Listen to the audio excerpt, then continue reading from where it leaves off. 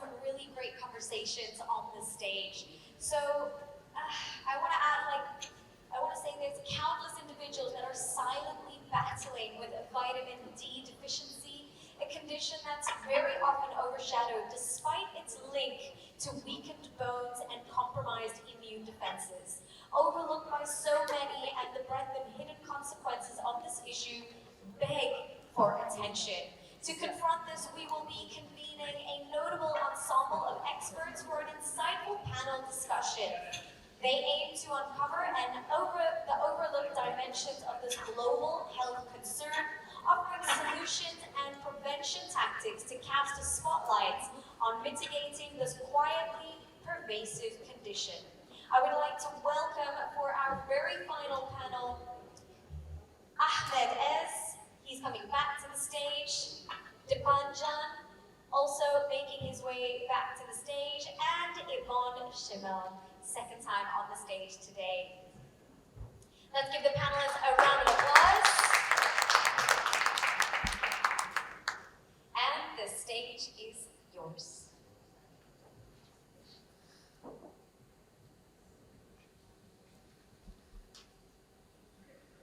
Yes, I'm waiting for the music.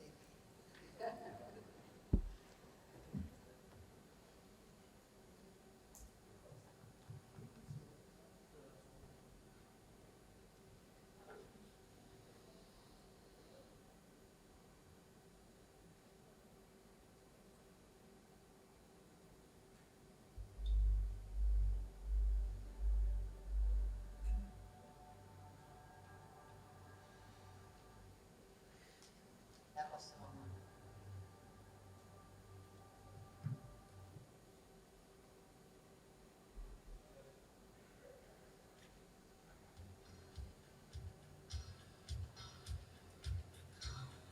Yes, this is the one. I would like to get you all up. Please stand up. Can we continue with the music? Yes. And please, raise one hand. All one hand. Left or right, doesn't matter. And give yourself time to feel that. Because you made it. You are still here after 3 days. Yes, that's very good and I'm very grateful that you are still all up here to listen to our last panel. Now, don't sit down. Don't sit down. I saw you. Find someone else. Make a couple. So find someone else. Be the two of you. Yes? Come on, continue. Find someone. You're on your own, so find someone who's also on your own. Yes? Okay. Yes, there you go. Yes, perfect. Okay. One of you is going to applaud. Yes? The other one is receiving it. Understand? Like this. Two in the receiving mode. Yeah? So put up the volume and applaud and receive it. Because you are still here and you deserve it. Okay. Now change.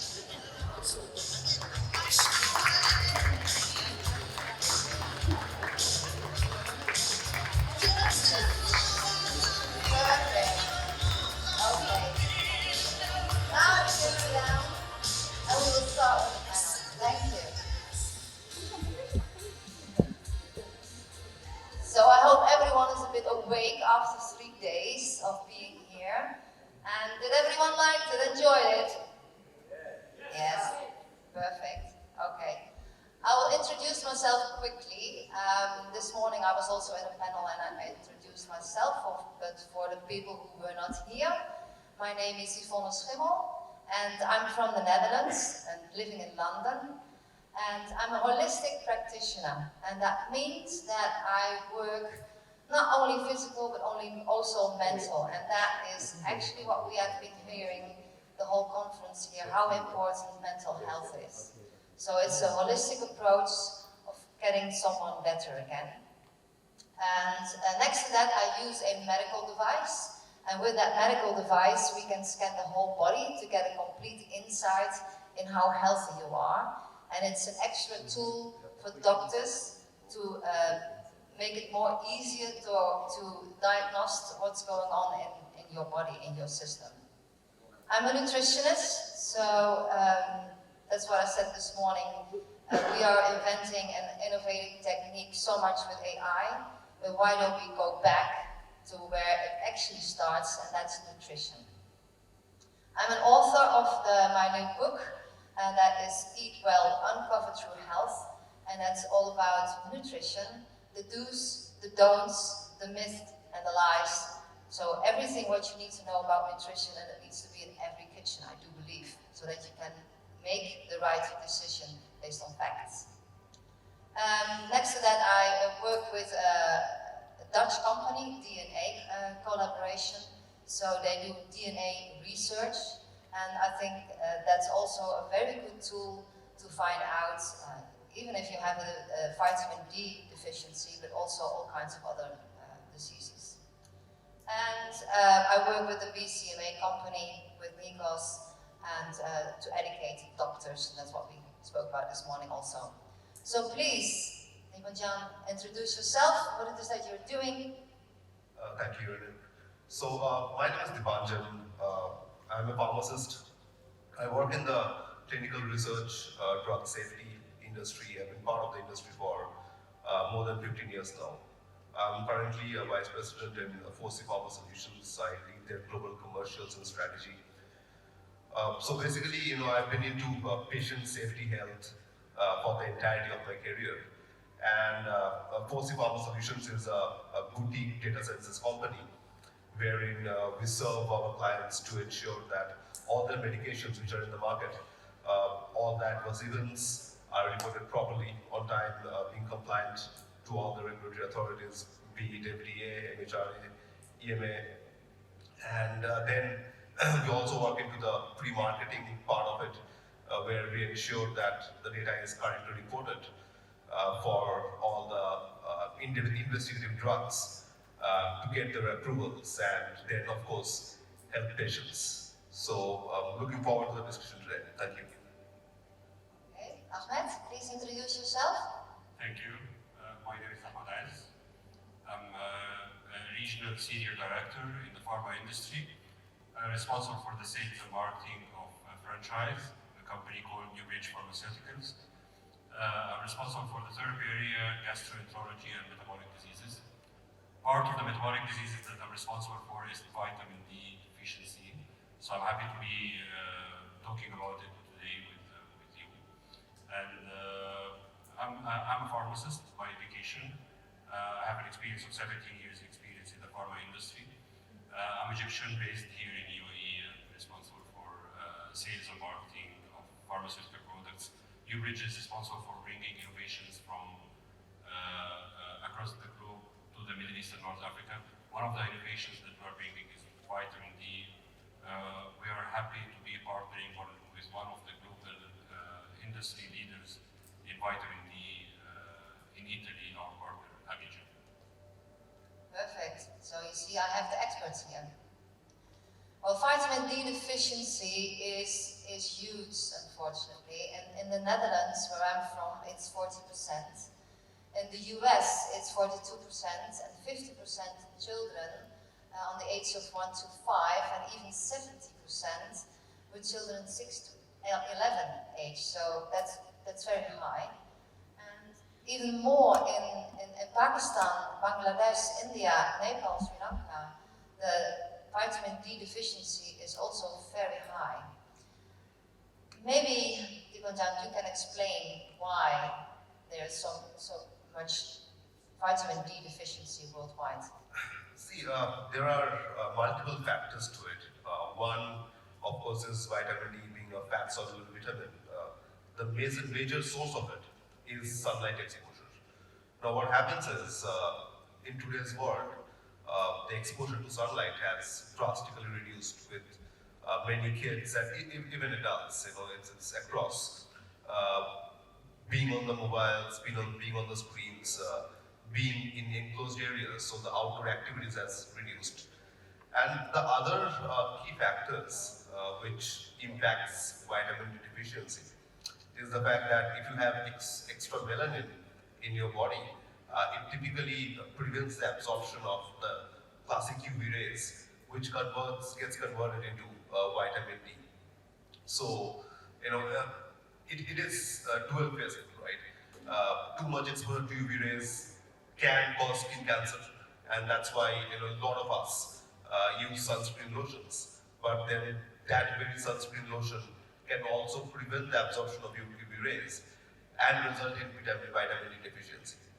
Now, having said that, one of the other key factors is most of us, do not typically do those regular checkups of our vitamin D levels. If we did, we would have probably realized that many of us are either on the borderline of being deficient or are actually deficient. I myself was vitamin D deficient probably 10 years ago when I did a test and realized that I'm deficient, and I then moved into supplements, although I was pretty much into outdoor sports. So I think there's a multitude of factors, but I think one of the major factors is also that we do not check our vitamin D levels. And even if we check, sometimes there is an inhibition in a lot of us to take vitamin D supplements. Now, we sometimes think that we will be able to cover it with foods. It is great if we can cover it with food, the natural sources. But if we are not able to cover it, then it is imperative that we do the supplementation. Because, during our course of discussion, we will be basing on it, that vitamin D, is very, very important for a good physical as well as mental health for a lot of us, yeah. Yeah, and I want to add to that, when I was working with my body scan in different countries, and also in countries where it's very warm, there was still a deficiency of vitamin D. And I'm from the Netherlands, and when we have sun, we're like, okay, finally we have sun. But if you have sun every day, you're like, okay, whatever. So you're not sunbathing. And there's also a culture that, they dress up from top to toe, so they're also not exposed to the sunshine, that they can get the vitamin D in. So for you, Ahmed, another question. What are the symptoms of vitamin D deficiency? So basically, vitamin D is touching multiple organs, so symptoms can be ignored or even misinterpreted. So feeling lazy, feeling lack of energy, loss of hair,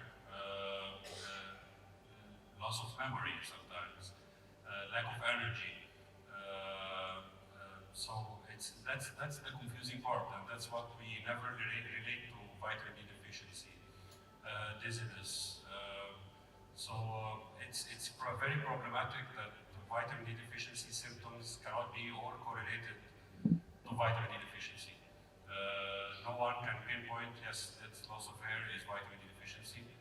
It might be first comes to, okay, what was the latest shampoo or conditioner that I use?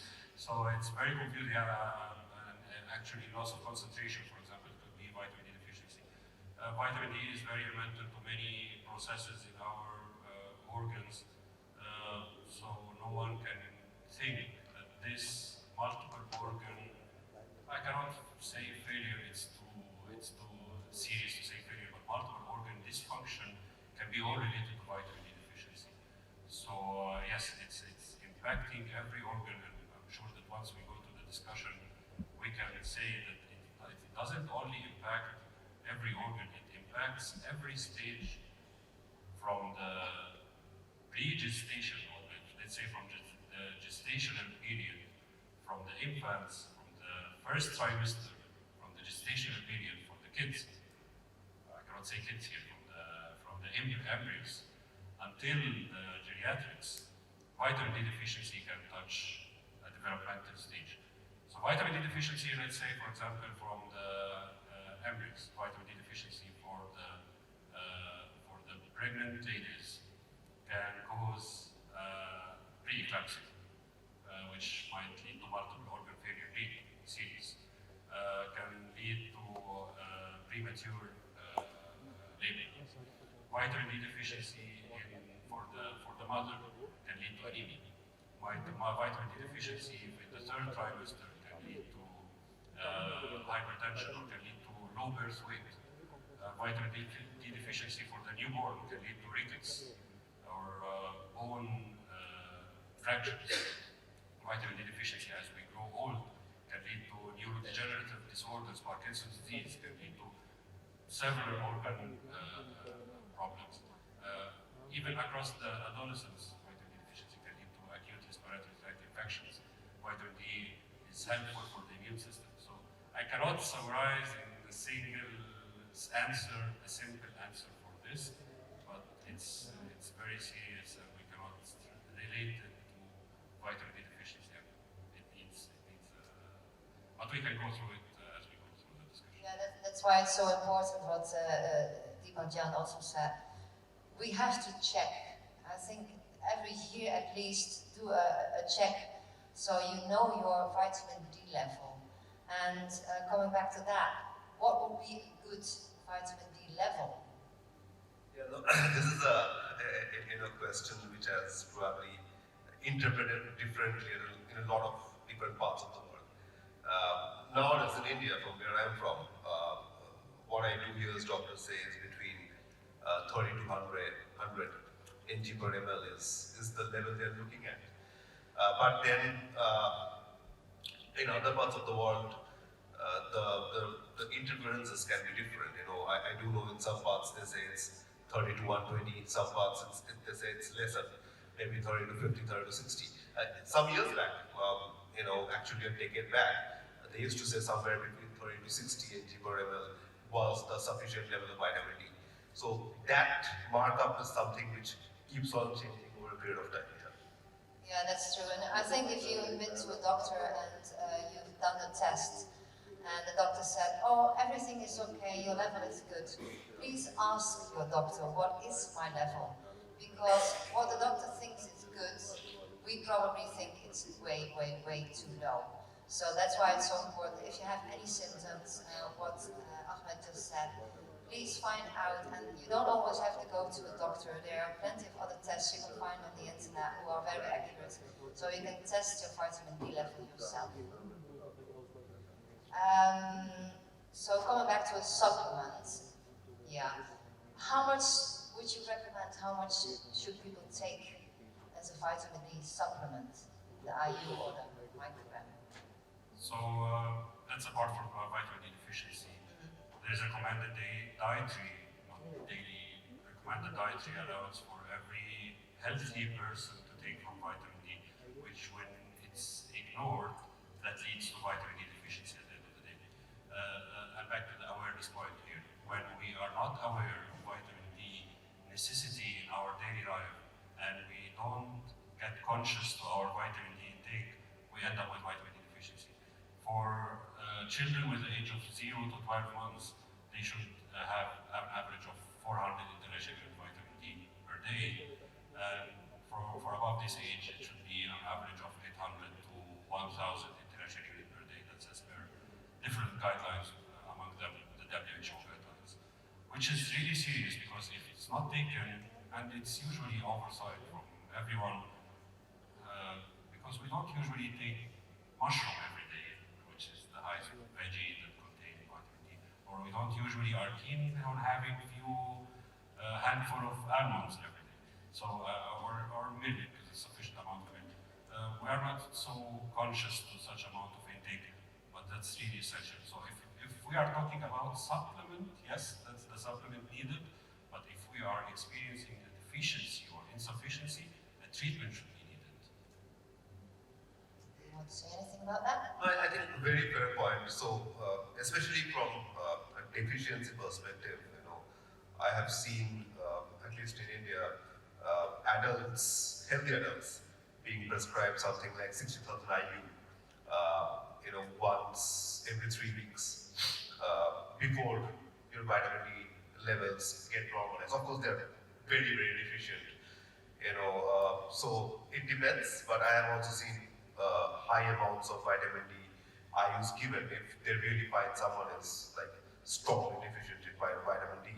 And then of course you keep on checking, and once your levels are up in the normal range, then you take the sustainable units, or you move back to your food like mushrooms, cod liver oils, fatty fishes, and try to maintain the vitamin D here. Sorry, I'm just adding to this also. Please do not get shocked at all if you have been prescribed vitamin D up to 300,000 international units. This is a loading dose for people who are coming very severe or very deficient, severely deficient, because this is a loading dose.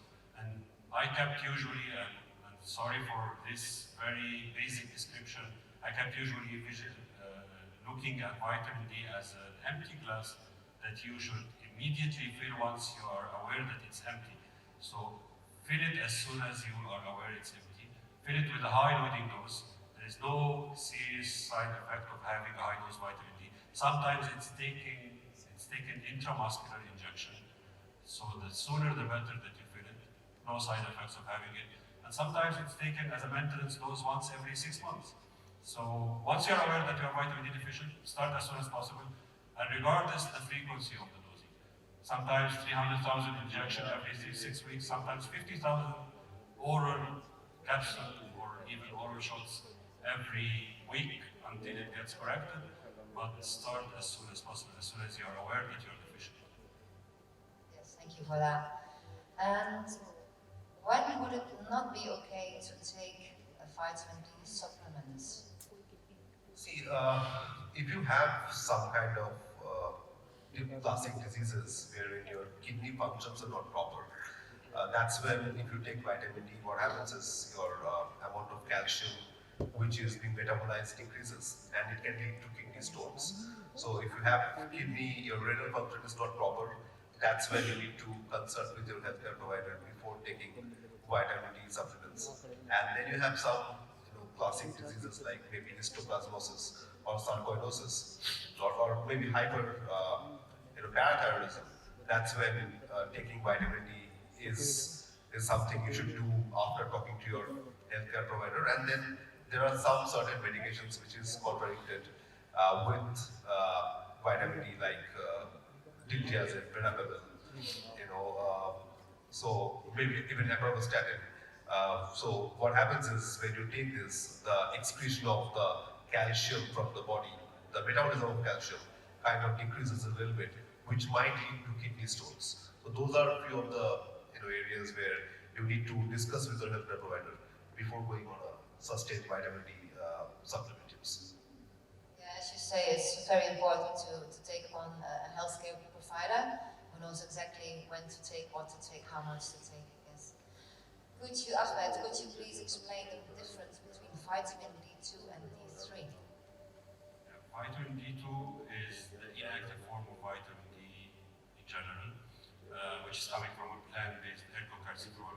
Vitamin D3 is the active form, which is cholecalciferol, that doesn't need activation, that is really immediately active and binding to vitamin D receptors in the body.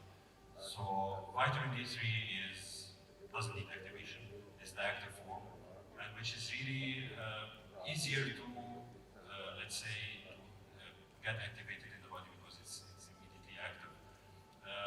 It's helpful to get vitamin D3, and it's less, if I would say, it's less toxic, and the threshold of toxicity is less in vitamin D3, the cholecalciferol one. So it's better to take vitamin D3 over vitamin D2? Yeah. But what if you are vegan, vegetarian? I don't have a call here, it's not my call, but at the end of the day, this is a medicine. So the origin of the medicine itself, I really don't have a call here for people who are vegetarian or not. But at the end of the day, cholecalciferol, I don't know exactly what's the origin for the API for pharmaceutical companies that manufacture it, but it could be manufactured not from animal origin. The manufactures from the wool of the sheep? Chemical.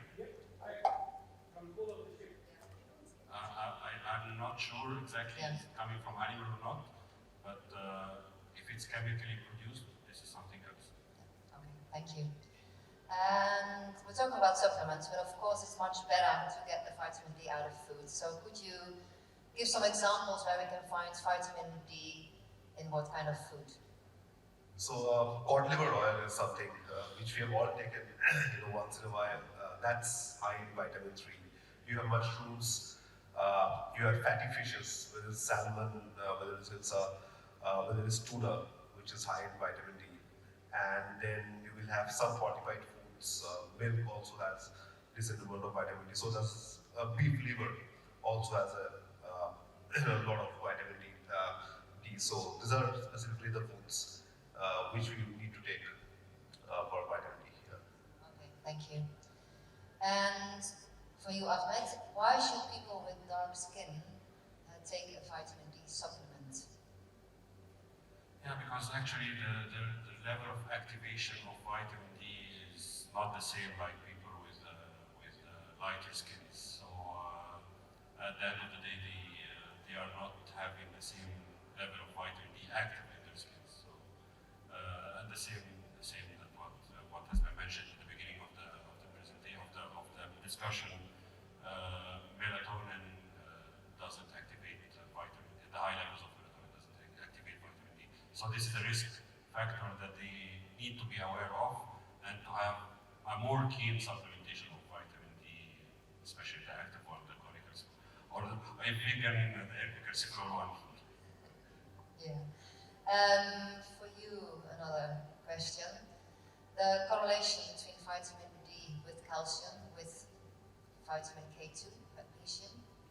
To explain that? Yeah, I think a lot of us, we see that if you're calcium deficient, we end up taking calcium supplements. But what we don't realize is vitamin D plays a major role in the absorption of calcium in the body. So what happens is, if your vitamin D levels are low, your calcium ions in the body goes down, and the parathyroid gland, which typically has the calcium receptors, what it does is it reads it and it releases the parathyroid.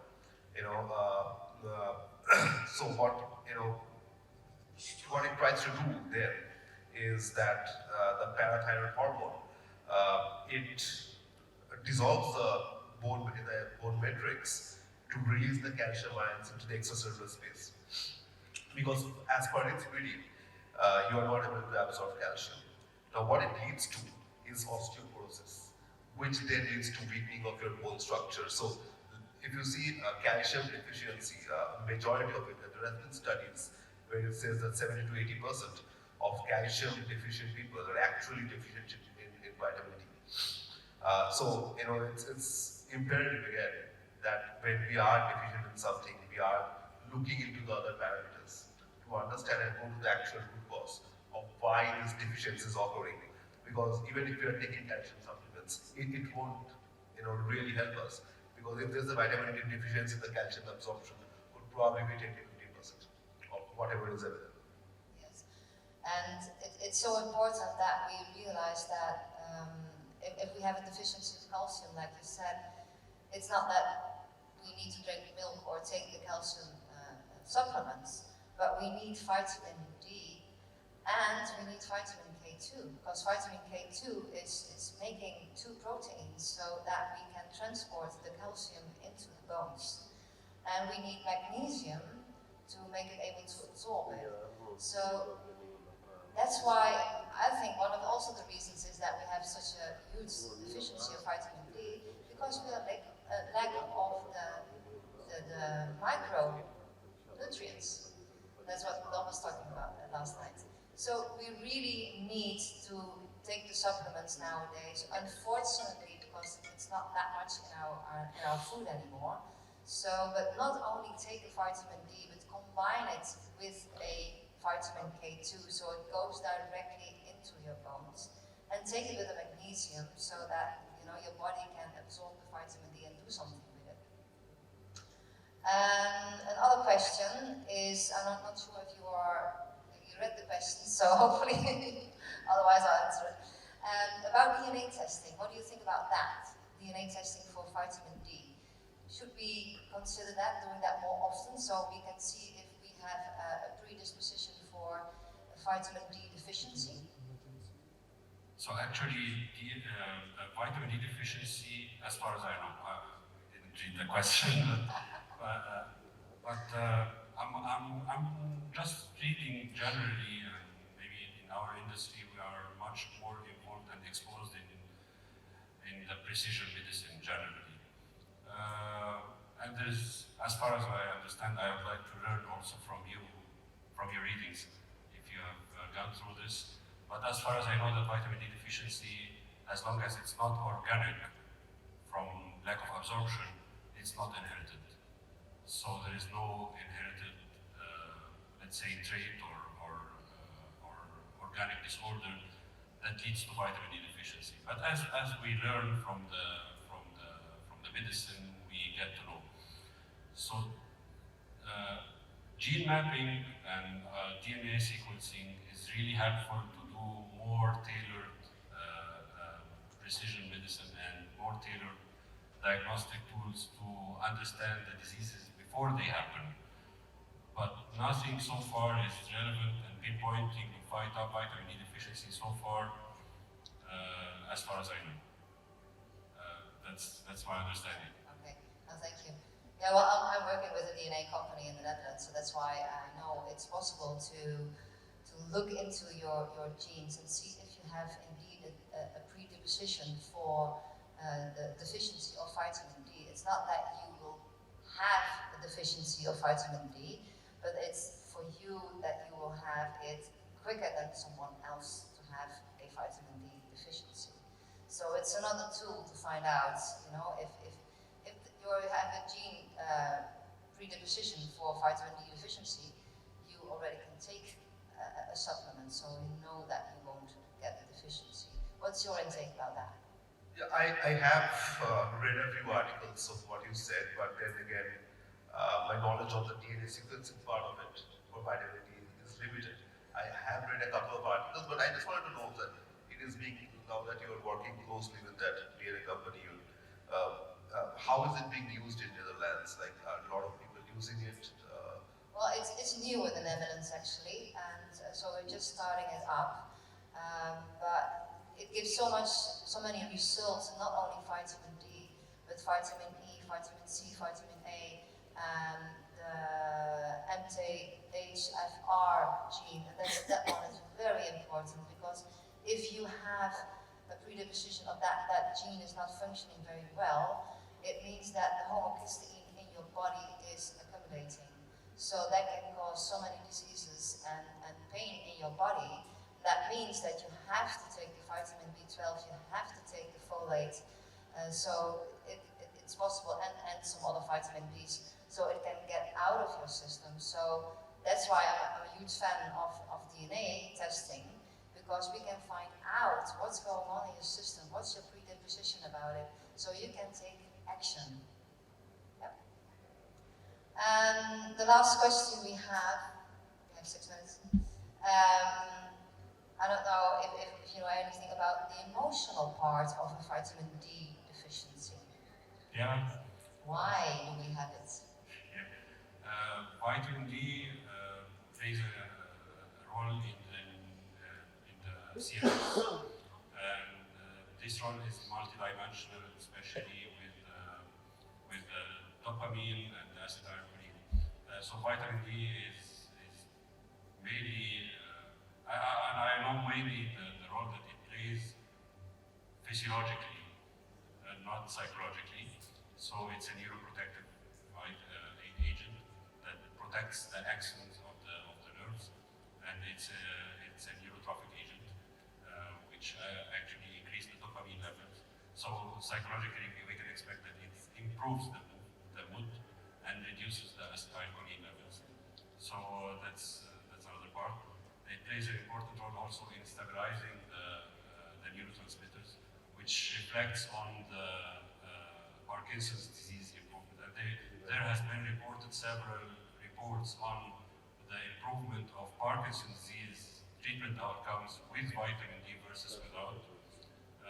And by the way, the same applies also to mothers taking vitamin D during the pregnancy and the neuroprotection that happens to their offsprings versus mothers who are not taking vitamin D.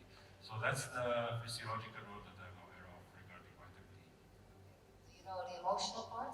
Yeah, so few of the studies I have read about is that vitamin D deficiency does cause depression, anxiety, and with what Ahmed is saying, this probably connects the dots because physiologically, if they are neuroprotective, then a deficiency will physiologically eventually lead to depression, anxiety, and all the CNS disorders which we nowadays see. So yeah, so I have read a few articles about it, but then with them explaining the neuroprotectiveness, I think the dots are well connected.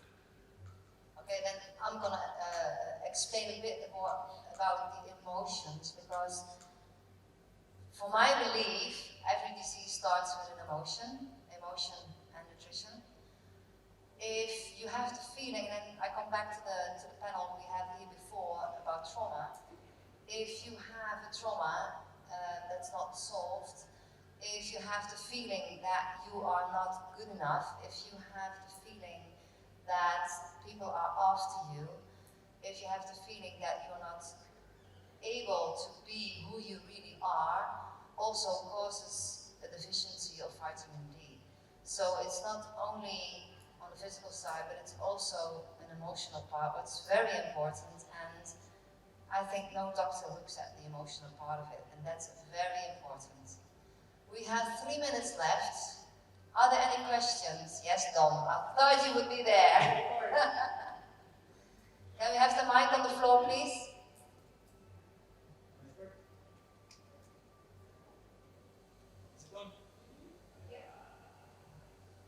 So I heard at the beginning about sunscreen lotions and sun-fighting cancer. That's not true.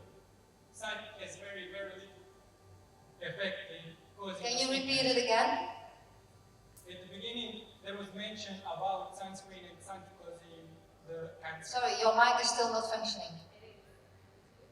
Okay. So at the beginning, there was mention that sun is causing the cancer. That's actually not true. It has very, very small amount of effect in getting the cancer. What is actually causing skin cancer is sunscreens. Because 5 main ingredients of sunscreens exposed to the sunlight are causing the skin cancer. One of the examples, just Google retinol palmitate and what happens with that ingredient, which is main ingredient of all sunscreens when you apply it on the skin. Yes, I totally agree with that. It's not the sun that creates cancer that we get cancer of, it's the sunscreen. And I won't say every sunscreen because we do have very natural sunscreen. Coconut oil, for instance, is a very natural sunscreen oil, so that's what we can use. But I get your point, you're right about that one. We also talked here about supplement, but nobody mentioned how do you know that supplement actually work for you, is it healthy for you? Because if any supplement, when you take it, changes color or smell of your urine, it's actually toxic for your body and you shouldn't be taking it. Because this is your liver's reaction on cleaning the toxins from the body that you took as that supplement. So you need to be Anyone wants to refer to that? I cannot say or claim that any pharmaceutical product is toxic for the body because these products, before being approved, they passed all the classes or all the phases of phase 1 and 2 and 3 of the clinical trials before getting approved to go to the market, which are efficacy and safety and tolerability studies before getting approved. So these are proven to be effective and safe before going to be ingested by a human. So rest assured that these are safe. Yes, there are some side effects, but these benefits outweigh the risks. Yeah, there should be side effects, but for such supplements specifically, the benefits much outweigh the risks. So get the benefits and forget about the risks. Also, if I may add, not all human body reacts to the same supplements in a similar way. There might, of course, be some individuals who react to some supplements in a different way. And when they do, I think the best course of action is to contact your healthcare provider, and if there are any adverse events for any supplements, do report those because organizations like us, we are the ones who then take those ahead and do the signaling and the risk management part of it. But I do understand your question. There are a lot of supplements on the market that are rubbish, indeed. Yeah. Yeah, and most of them are not regulated because most of the supplements in Europe don't need to be regulated. You just create a supplement, this helps with this, and that's it. Because they are not treated as medication, so there's no special treatment for them. Yeah, please stay away from the supplements, yes. And I would recommend going through the medicines that are regulated by the authorities. And one more thing, there was a question about vitamin source for vegan. Between 10 and 2 p.m., 20 to 30 minutes on the sun, sunbathing, no baths or showers 6 hours later because that will take the body's ability to absorb the vitamin D that's produced on the skin. I'm sorry, you spoke so quickly and it's not really clear what you said. So I said to get the vitamin D, the best thing is to do 20 to 30 minutes of direct sunlight, sunbathing between 10 a.m. and 2 p.m. when the sun is the strongest, and not taking a bath or shower afterwards, because that gives your body ability to absorb the vitamin D that's produced on the top of your skin. Yes, you're right about that. And one more thing about the mushrooms. When you buy the mushrooms in the store, place them outside on the sunlight, because that will increase the vitamin D content in them. Thank you so much. The screen is red, and that means that our time is up. So I want to thank you all. Oh, one more question? Hi, thank you very much. I really enjoyed this panel. Please speak up because I can't hear you. I really enjoyed this panel discussion. I think it was you touched on the very crucial things. I would like to add one thing I was waiting for that is a little bit slipped. Either or I missed it. So of course We can't hear you. You cannot hear me. No. Okay, sorry. Thank you very much for a great discussion. I was waiting for. We were talking about accentuating effects. We were talking about calcium and how that affects deficiency, right? As well as we were talking about secondary problems with osteoporosis and things like that. But I think one thing that was slipping here a little bit was that specifically for women in menopause, that you have a significant factor in vitamin D deficiency. There is also the menopause, and I'm talking then, of course, about lack of estrogen. So that is also a major factor that wasn't mentioned. I just wanted to say that because that's, we're getting older and older. That includes women. So yeah, that is a major factor in osteoporosis, together with calcium. Thank you so much for that. I want to thank Maxine. Oi. Yes, you. Because you have done an amazing job the last 3 days, and we were really happy and proud to have you here. Thank you for having me. It's been an absolute pleasure and an honor. Yes, and I want to thank, yes, a big applause. And also please a big applause for the cameraman, the video man, the music, everyone. And to be honest, the staff around here in the hotel, everyone was so kind and sweet. So I really enjoyed staying here. It was really fun, and I want to thank you all as an audience to stick till the end. Thank you so much. Thank you very much, panelists. I'm going to ask you one final time to take a step to the front of the stage and let's get a group photograph.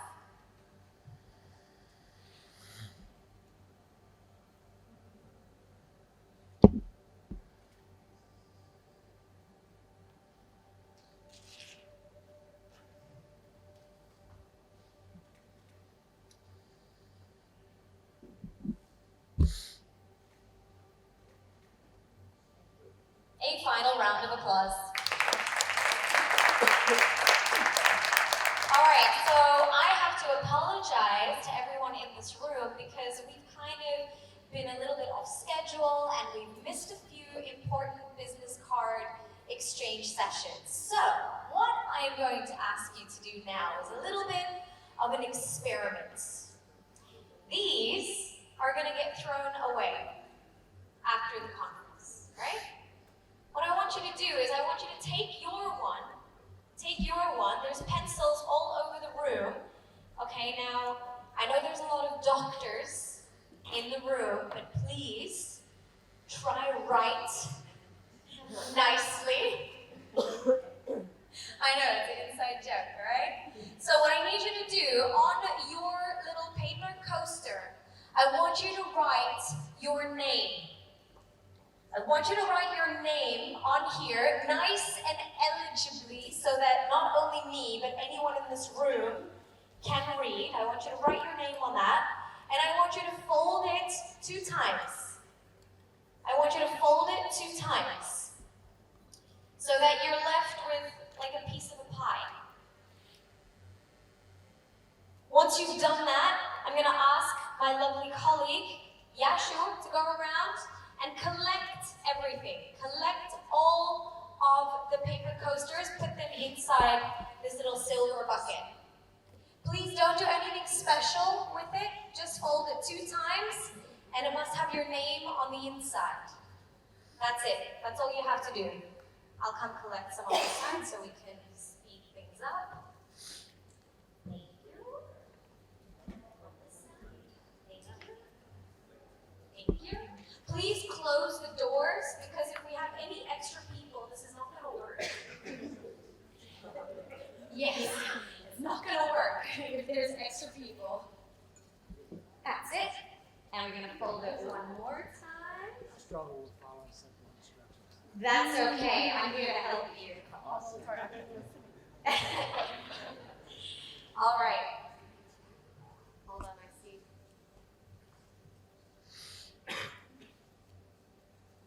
All right. So, is everyone got their name in here? If you didn't put it in the bucket yourself, I took it from your hands. Fold it 2 times for me. Thank you. All right, now I'm going to pick on someone. Who am I going to pick on? I'm going to pick on this lovely lady. I want you to find yours. I'll give you a minute. Do I get to open them all? Yes? Oh, okay. Look for yours. What? Should we give her a time limit? Maybe just a minute or 2? Yeah? Don't worry, take your time. This is the whole point of the experiment. Oh, no, you didn't. Look again. Okay, I'll keep going. All right.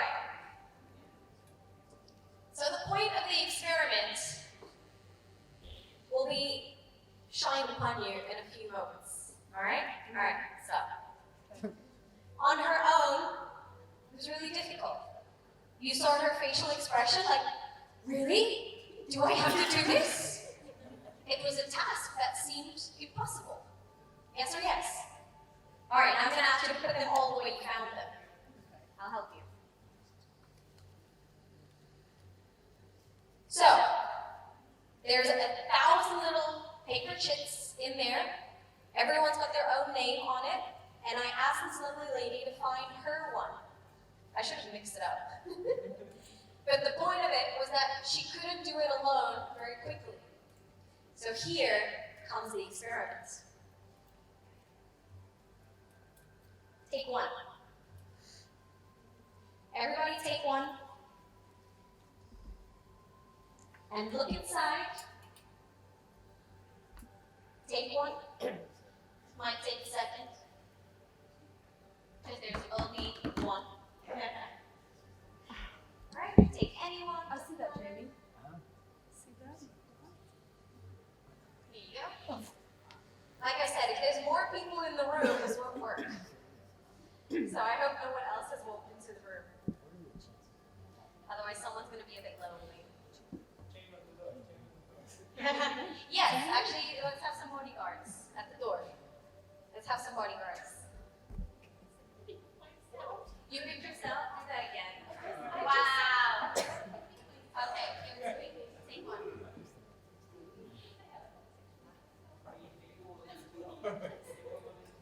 I did it, yeah. You have gone, give me. There we go. All right, we're almost there. We're almost there. For real? What's up with that? Take that one.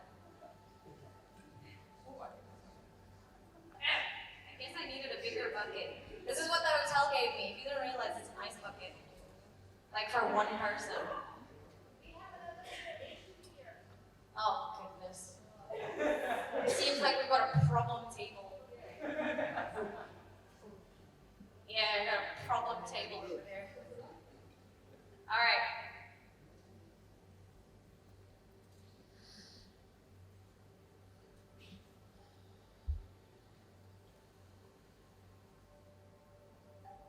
Oh, maybe I'm here.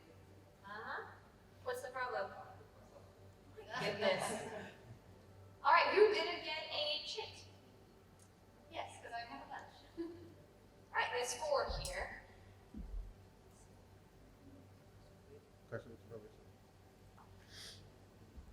So like we experienced earlier with our lovely lady, I forgot to ask her name.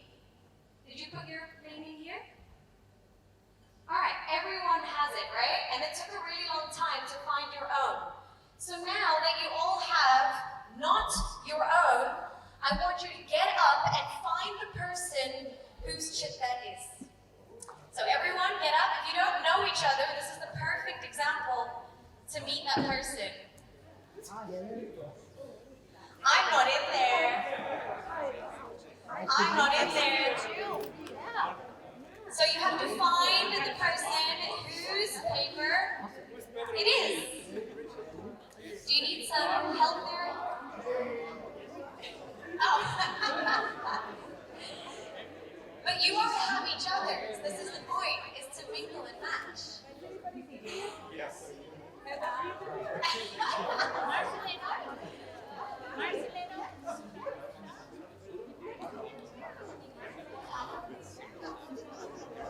Do you know that person? You don't know, so introduce yourself. Find out what they do. You have some trouble finding someone? Yes, who is who? I know, that's great, that's the point. Some of you were lucky, and you instantly knew the person whose name you had. Others not so lucky, you have to figure it out.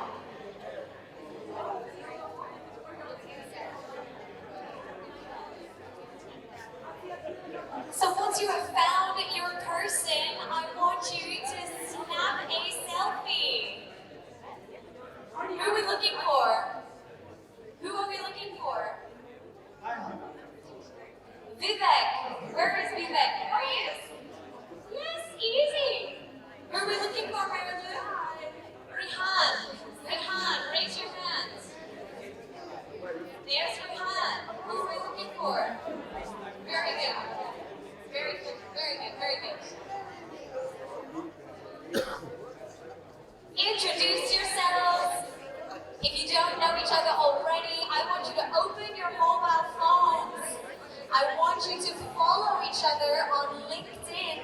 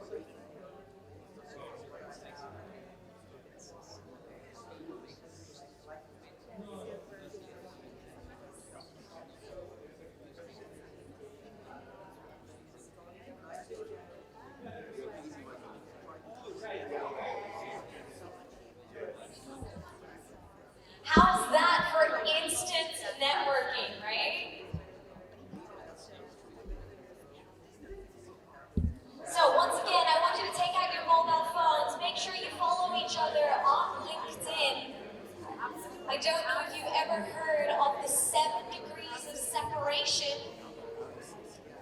The 7 degrees of separation means that you know every single person on this earth within 7 parameters. People know people, friends know friends. I know a guy that knows a guy that knows a guy that knows a guy. Even the most famous person in the world that you can think of. You know someone who knows them. And LinkedIn is a great way of showing you how close you are if you're a second contact, third contact, fourth contact. So let's try and bridge that gap and make the world a little bit closer together. What I also want you to do is take a few selfies or ask the people around to take photos of you. We've got some lovely banners across the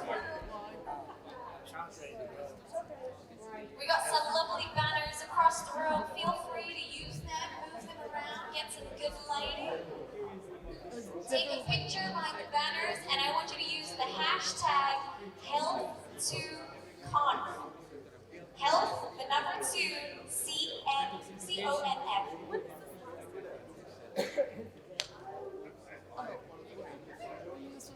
There you go, I put it there for you. You want me to take a photo for you?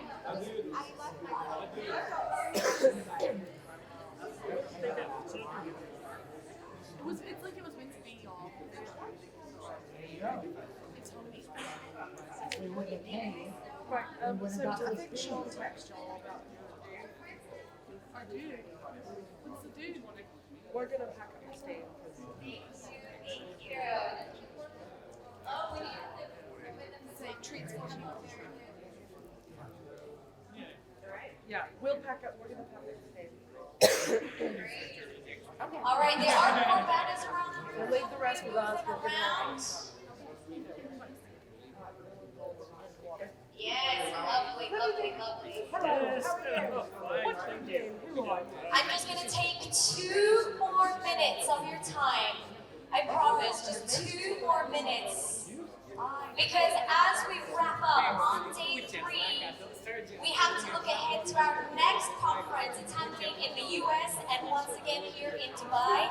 If you are looking for a special panel spot, or maybe you want to have a little booth outside in the lobby, you can go check out our Conference 2.0 booth at the registration desk. You can go speak to Justin.